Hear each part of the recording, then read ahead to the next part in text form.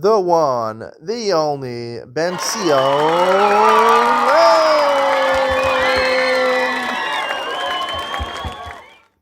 Good morning and welcome to Yeshiva YouTube Iyun. Today we learn Shekalim, Perek Beis, Mishnah Hey, and Perek Gimel, Mishnah Aleph. I want to talk about Mishnah Hey over here. There's a machlokes. If you collect money for a dead person, one dead person to bury him, he didn't have money, he didn't have people, family to bury him, you collect money for him, and you realize that you had extra money. What do you do with the extra money? You had enough to bury him a normal burial, an honorable burial. You have extra money. Who gets the extra money? So, the first opinion, Tanakama says you give it to the Yarshim. Whoever inherits him gets that money.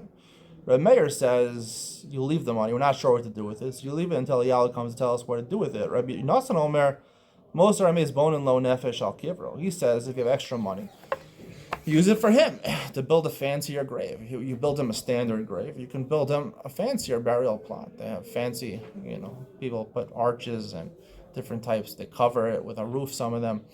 So that's what you do. You do it for him also. So what's a machlokas? Reb Meir says it's a savik. We're not sure. Is the opinion like the Tanakama or like Reb Nasan? What are Tanakama and Reb Nasan arguing about? It says here like this. We talked about, I don't remember when we talked about it, but it's machlokas by Gerish. And the Gemara says, Ein get lachar misa. Basically, if the person already died, he can't give a get. For example, he made a tanai that if he doesn't come back within 12 months or something like that, so he'll give a get, and then he died before he's able to give the get, so he can't give the get. So the simple explanation, you can't give a get because he's dead already. Once he's dead already, so his wife is free, there's no point in giving a get. The other explanation, Rashi and Maseches Gittin seems to imply, heard this from Yonasan Sachs in YU, he said that Rashi says that Eina Mason Megarshim, people that are dead can't give it. What's the explanation of that? The explanation is that just because someone is dead does not mean they don't have ability to own things or an ability. He's still married technically in some aspects after his death. It's just technically you're dead. You have to give the get to your wife. You can't do that because you're dead. So I believe that's what they're talking about over here is that there's two different ways of ownership in the Torah. There's called shalom and bershuso. Shalom means when you have physical ownership or something. Bershuso means basically you have a relationship to that money. It's in your reshus. You can decide what to do with it, but there's no physical ownership over that item.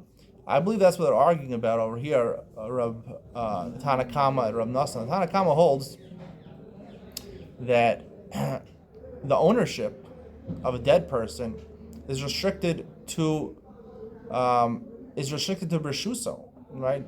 It's his decision making what to do with it or not, but he doesn't retain ownership over it. He doesn't retain ownership. I'm sorry. Let's go back for a second. According to Tanakama, he has no ownership over it. He has no ownership. Once you die, you lose all ownership.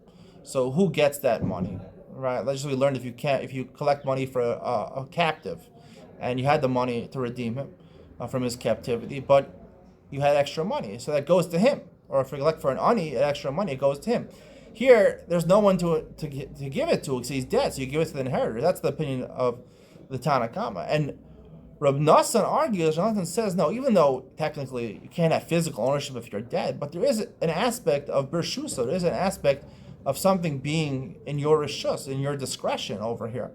And since there's an aspect of being in your discretion, and he hasn't told us what to do with it, so therefore, hamotzi michaver ala rayu, you can't give it to the Yorshim, to his inheritors, you have to use it for him. The chazaka is, mashtachas yadam areyu shalo, it's in his reshus, so therefore it's used for him. Reb Meir was unsure which is Allah, so it's a machlokas, the two opinions, ein ha-mesim megarsh, ein get lachar misa, is because, is it when you die, you're gone, you have no ownership at all, or do we say like Reb Nasan that like Rashi and Gideon is saying that you have partial reshus, you have partial ownership after you die, and the reason you can't give a get is ein ha-mesim megarshim, or like Reb Nasan says here, he retains ownership over here, and you would use the extra money to make his grave a little nicer. Hope you enjoyed today's share. See you in the next one.